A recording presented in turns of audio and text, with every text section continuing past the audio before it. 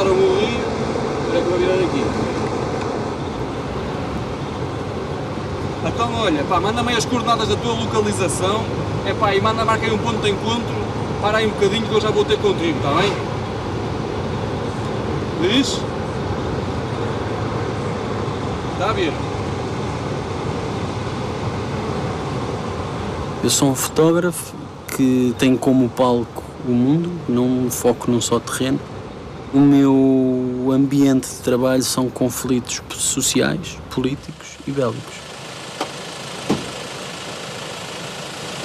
Os pontos de grande tensão, os momentos que definem a história de um país, ou de um território, ou de um povo, são para mim o lugar ideal para estar a trabalhar.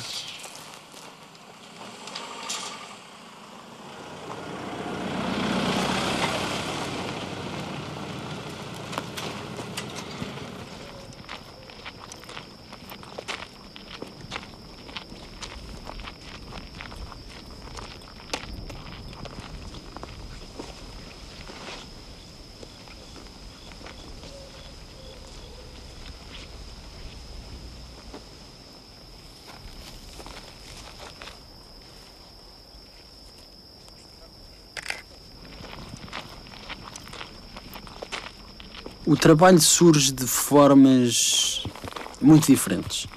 Eu tenho aquilo que eu chamo o meu trabalho pessoal, que são potenciais livros. Um já está feito, que é o livro do trabalho dos presos políticos portugueses. Outro está a caminho, que é o trabalho sobre a Operação Cóndor. Eu tenho uma profunda relação com essas histórias, com essas realidades. Invisto muito do meu tempo, muitas vezes vários anos, a trabalhar neles. Depois existem as reportagens, o trabalho que eu faço para o mundo editorial. Depois existem as encomendas, em que editor tal, seja porque eu vivo numa determinada região, seja porque ele sabe que eu tenho determinada apetência para um tema, telefona, me escreve e pede-me uma reportagem para o seu jornal, para a sua revista, sobre determinado tema e dá-me tempo para o desenvolver. Portanto, o meu trabalho divide-se nesses 3 braços, digamos assim.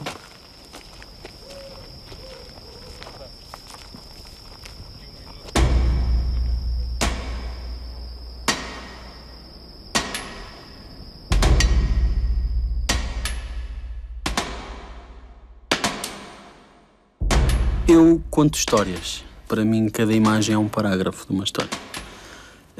O que implica várias coisas. Para conhecer uma história que não é a minha realidade, eu tenho que a estudar, o que implica passar tempo.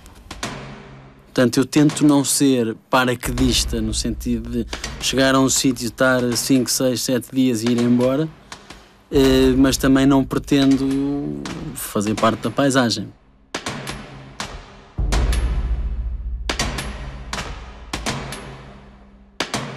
Eu não posso ir para o Afeganistão, não falar a língua, achar que por ler 3 livros conheço a realidade afegã. Não, preciso de ir, preciso de mergulhar naquela realidade, tentar aprender com as pessoas que lá estão, que conhecem essa história e que me podem transmitir essa história. E só a partir daí é que eu consigo traduzir essa história visualmente.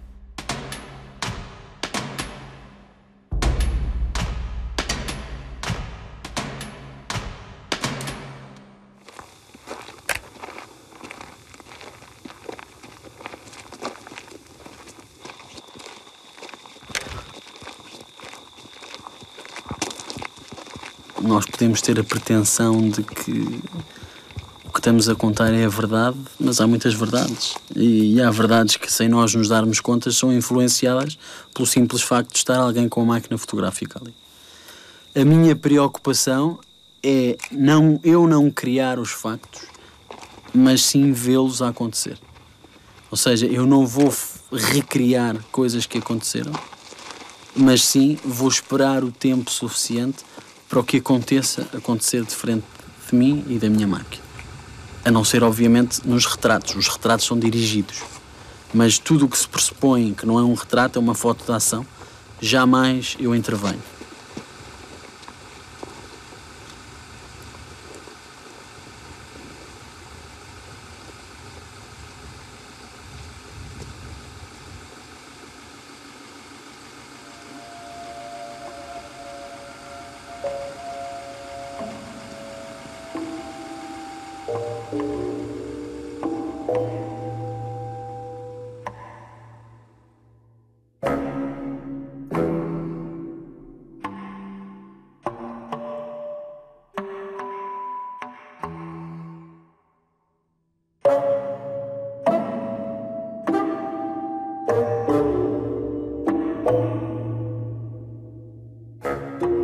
Decidi ir para o Rio de Janeiro em 2006 durante 2 meses para ver como era a vida lá, para fazer alguns trabalhos pequenos que eu queria fazer. E nessa primeira viagem eu deparo-me com as 2 cidades que havia dentro do Rio de Janeiro. Do lado sul, nos bairros que toda a gente conhece das telenovelas da Globo, a zona rica da cidade. E na zona norte, bairros muito pouco conhecidos como São João do Meriti, Tijuca, entre muitos outros. Existe um índice de desenvolvimento humano parecido ao de Moçambique, do Malau e da Guiné-Bissau. Eu, ao perceber-me disso, quis explorar isso. Numa primeira fase, explorando socialmente estar dos 2 lados, do lado sul e do lado norte, e muito rapidamente o trabalho desenvolveu para seguir o lado mais violento e mais cru do Rio de Janeiro.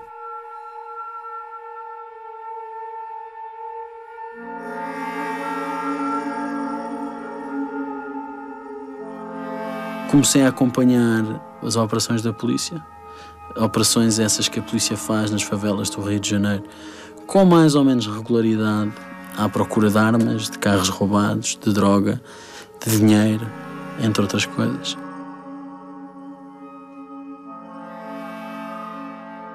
O facto de não ser brasileiro, mas falar a língua, é obviamente uma grande vantagem. E depois de muitos nãos, vieram alguns sims e pude fotografar dentro desses meios.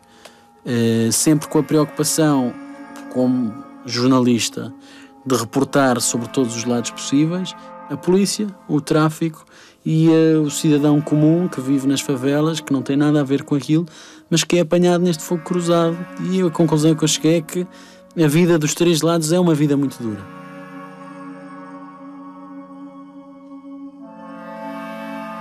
Além da New Yorker, este trabalho foi publicado no Observer, no El País Semanal, no Internacional, na China, no Japão, na Stern.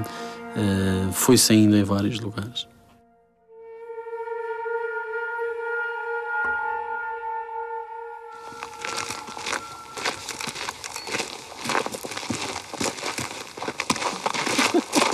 Eles exploram mais para? Não, isto aqui não.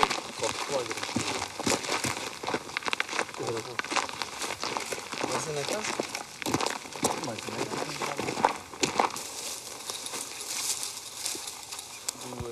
Da janela.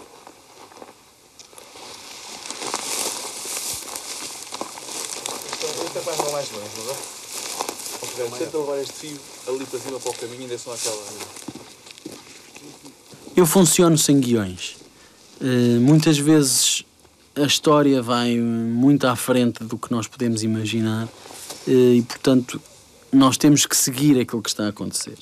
E não ao contrário. Eu não estou a construir uma história, eu estou a contá-la. Mas nunca vou com ideias pré-concebidas daquilo que eu quero contar.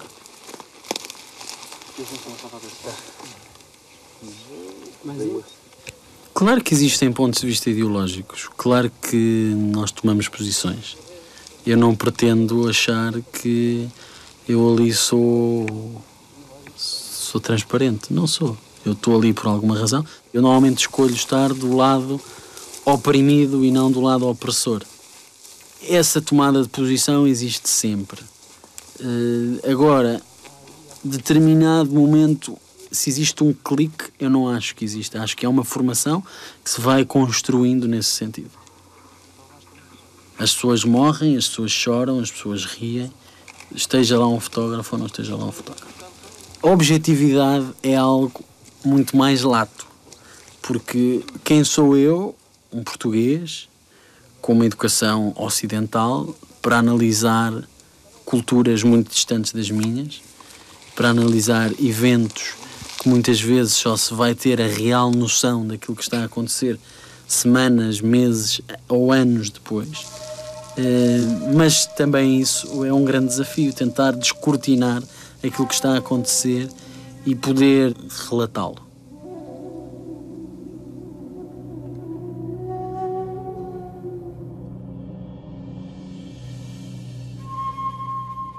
A série que deu origem ao meu primeiro livro, Por Teu Livre Pensamento, comecei a trabalhar nela em 2001,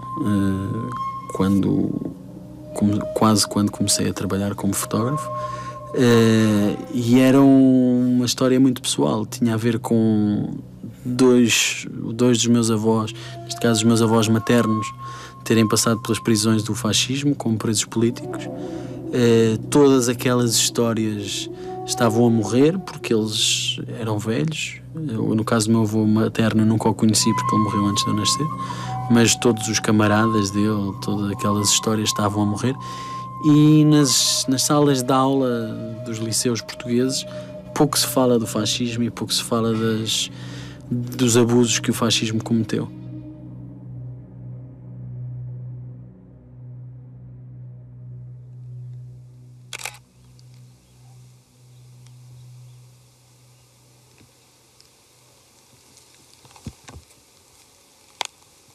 Se eu, por um lado, ganho a minha vida trabalhando para jornais e revistas, por outro, o que me interessa é estar em determinado evento para olhar para a história acontecer em primeira mão.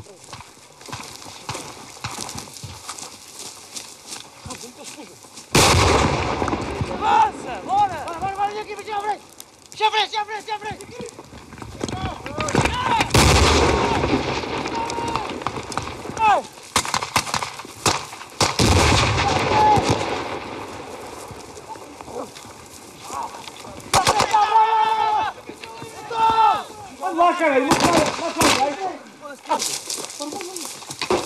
É muito mais relevante para mim saber que estive num evento importante, saber que estive no 25 de Abril da Tunísia, ou na queda de um ditador, ou num grande evento, que pode ser um grande evento para mim e para as pessoas que lá estiveram e a humanidade não saber dela. Mas coisas que tocam profundamente a realidade das pessoas que a vivem. Tá, material, tá. Tá tudo, material? Tá. Não há? Não há. Vermelho! Vermelho!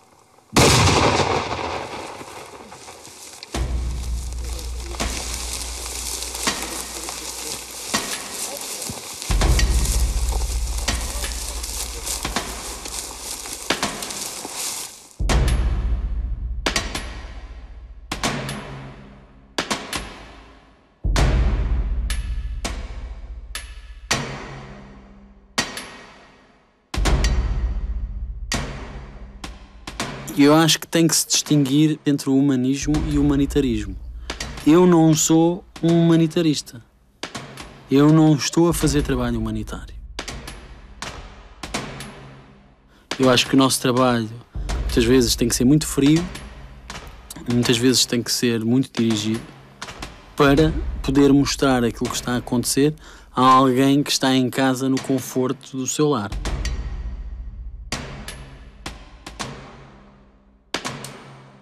Se por um lado podemos estar preocupados com a banalização e o excesso de exposição de imagens violentas, por outro, para quem está no terreno e para quem está de facto sobre essa violência, nunca é suficiente o denunciar, nunca é suficiente o mostrar. A imagem justa é uma preocupação para mim. Saber que, como eu estou a mostrar aquela pessoa, é como eu a vejo, é a minha representação da realidade daquela pessoa. É algo que me inquieta. Essa é a linha condutora daquilo que eu ando à procura, visualmente falando.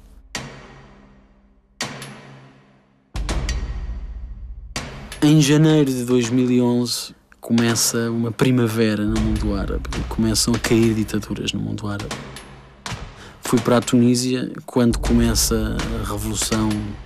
A seguir, pouco tempo depois de eu chegar à Tunísia, começa a convulsão social no Egito. E daí, rapidamente, escalou a situação na Líbia para uma enorme repressão das tropas do Gaddafi contra os manifestantes, o que levou a uma sublevação armada dos rebeldes líbios, que deu origem a uma guerra civil que durou até outubro de 2011, com a morte de Gaddafi.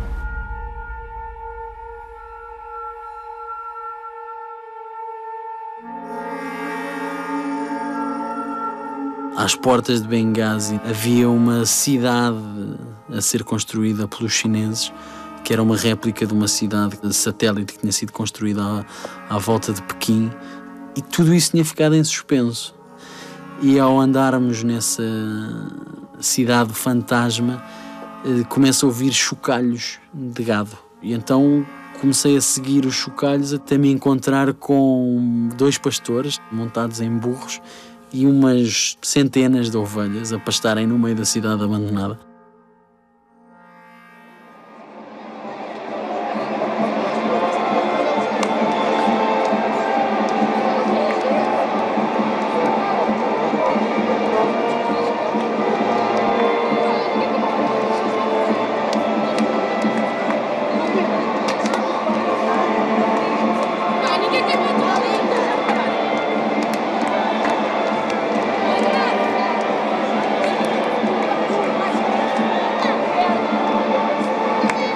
Outra forma que eu tenho de trabalhar é ser a sombra de uma pessoa.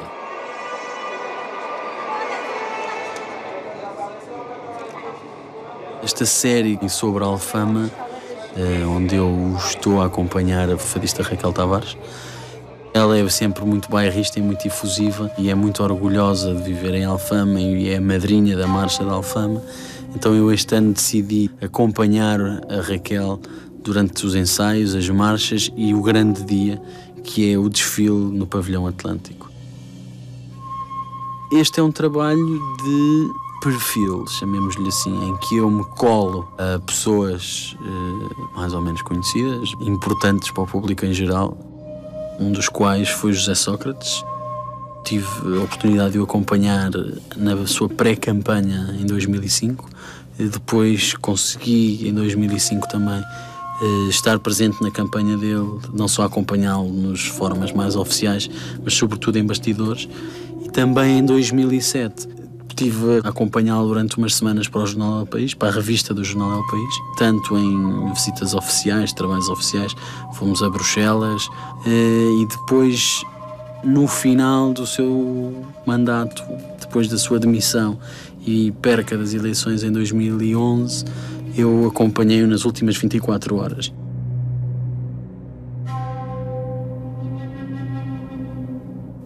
Fotografei também o Roberto Saviano, um escritor e jornalista italiano ameaçado pela Camorra, a máfia de Nápoles, também para a revista do El País, para o El País Semanal, numa viagem nos seus 2 carros blindados, acompanhado com a sua escolta policial, para ir fazer algumas coisas a Nápoles.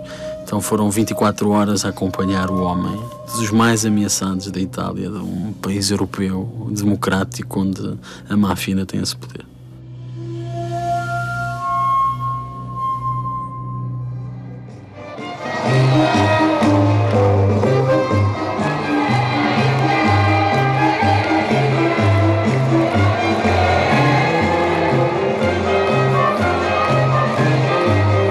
Há um velho ditado que diz: como é que se faz $1 milhão sendo fotojornalista? Começa-se com 2 milhões de dólares. Nós não nos expomos ao perigo jamais pelo dinheiro, porque se calhar 80 ou 90% das pessoas que o fazem estão a fazê-lo de forma freelance, sem serem enviados por ninguém, vão construir uma história só depois para vender. Portanto, sem saber se vamos vender ou não. Financeiramente, há algumas histórias que compensam. Curiosamente, sempre as mais inócuas. Das reportagens que eu fiz, sem dúvida nenhuma, a que mais rentável foi o trabalho que eu fiz sobre os helicópteros em São Paulo. Que é uma história surpreendente sobre um país que se está a desenvolver muito. E como é que se fala do desenvolvimento de um país sem ser óbvio. Então, de repente, São Paulo é a segunda cidade do mundo com mais helicópteros. E essa é uma micro-história que conta a história de um país.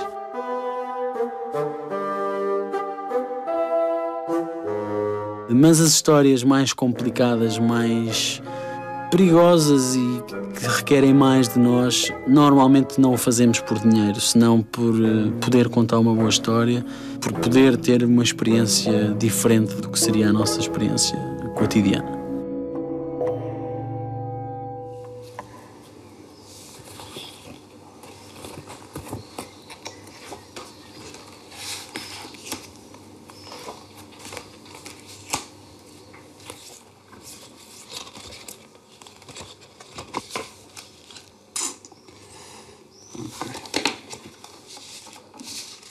Este trabalho que eu chamo A Sombra do Cóndor é o resultado de uma investigação que tem neste momento quase 7 anos.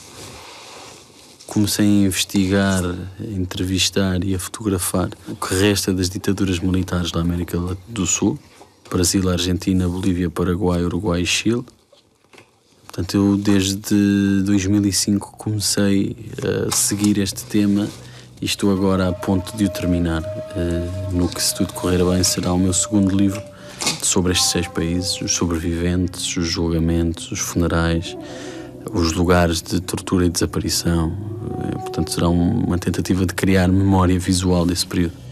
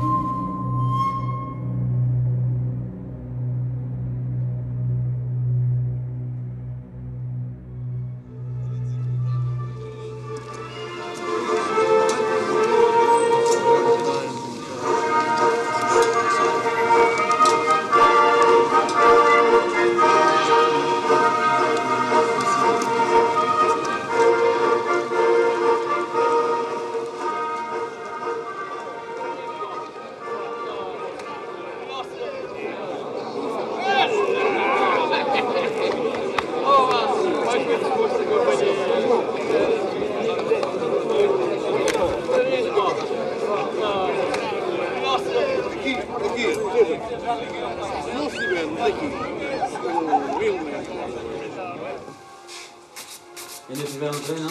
Já, estivemos a treinar. Mas tu mal da cerimónia, podia tu ficares parado. Oh, mas as silvas também só te fodem se não estás a mexer, não se ficares parado. Pois, vai para instalar. O quê? As silvas?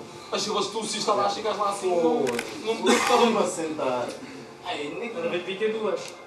Mas tem outra que é a terceira, que é até quando mais. Mas essa não é nível. Sim, mas todo mundo gosta de coisa. Essa aí, a terceira tem que ter. Eu quis olhar para como é que se formam as Forças Armadas Portuguesas. Propus aos comandos acompanhá-los durante um curso, que são 3 meses. Este é um projeto que está dentro do âmbito do Diário da República, que é um grande projeto do meu coletivo, da Câmara Foto, em que nós olhamos para Portugal entre 2010 e 2020.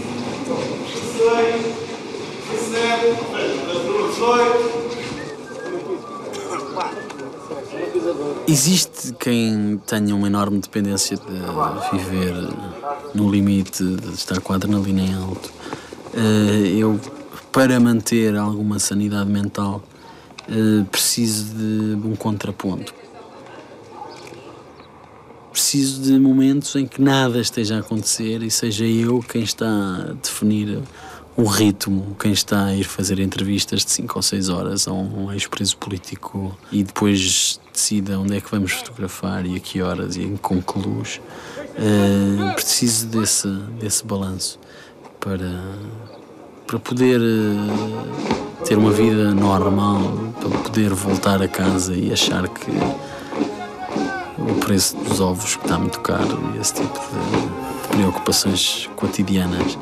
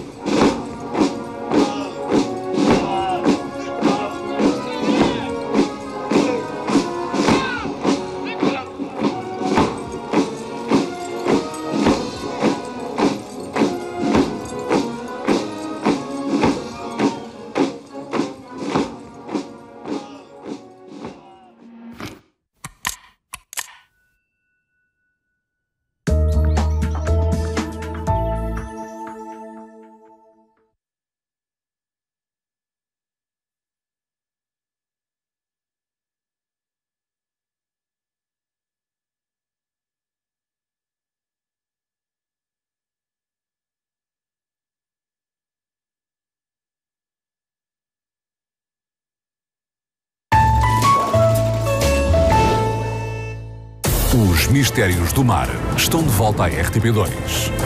Navegue connosco e conheça segredos inacreditáveis.